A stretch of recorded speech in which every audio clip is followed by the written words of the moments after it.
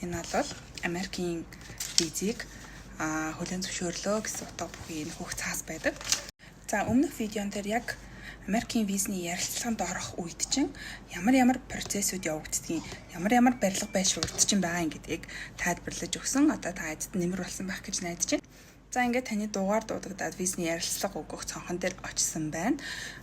Тухайн орчин бол нэг тийм бүдэг гэрэлтэй харан хувьтар тэг маш олон хүмүүс хүлээгээ сууж байгаа сандралтай тийм тухгүй орчин байсан.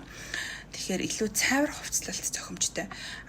Тэр шилний цаана ярилцлага авахгаа сууж байгаа хүний оронд та өөрийгөө тавиад үзээрэй. Тэгэхээр нэг тийм шилний цаанаас таныг харж байгаа тэг бүдэггүй орчинтэй гэж төсөөлөхөөр та одоо ямархуу мэдрэмж авч ин те илүү нэг цайвар хувцалсан илүү гэгээлэг хэм маягийг бүрдүүлэх нь хамгийн зөв шүү. Хоёрдугаарт эрч хүчтэй өөртөө итгэлтэй зорилгоо мэдсэн маш тодорхой харилцаа.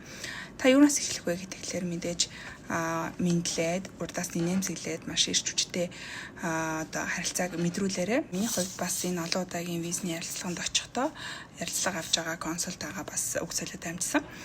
За тэр хэлэхдээ болохоор монгол хүмүүс ингээд маш гонигтай сандруу ингэж ярьдаг. Чиний энэ одоо мэдж байгаа энэ одоо энергинд чинь маш их дуртай байна гэж хэлжсэн. Тэгээ хамгийн гол нь манайхаа сандрахгүй байх дээр маш их анхаараарай.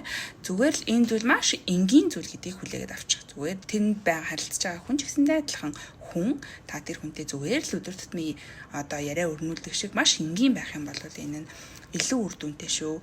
Тэгэхгүй бол тэр өрөөнд ингээ очирлоо дугаар авцсан ингээ ярилцах гад очирлоо сууж байгаа хүмүүс бол маш их сандардаг.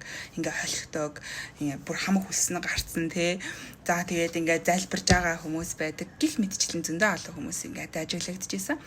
Тэгвэл тэрхүү сандарлаа яг тухайн мөчид яг мартаад өөрийгөө тайвшруулад гол нь өөртөө итгэлтэй ийм яриаг эхлүүлэхэд анхаараарай.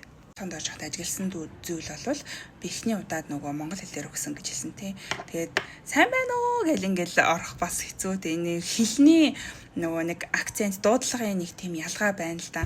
Тэгээд хай гэд би нэмсэглээд ингээ орох хоёр жоохон намайг хүлээж авч байгаа тэр хүн мэдрэмж нь жоохон өөр санагдсан. Ингээл би англиар мэдлээл би одоо энэ бол миний охин юм аа хэлэхээр одоо над руу ингээ хандж байгаа хандлага нь ингээд нэг тийм өөр байсан. Өөр мэдрэмжийг надад өгч байсан. Тэгэхээр хэлний хувьд боломжтой бол англи хэлээр өөр.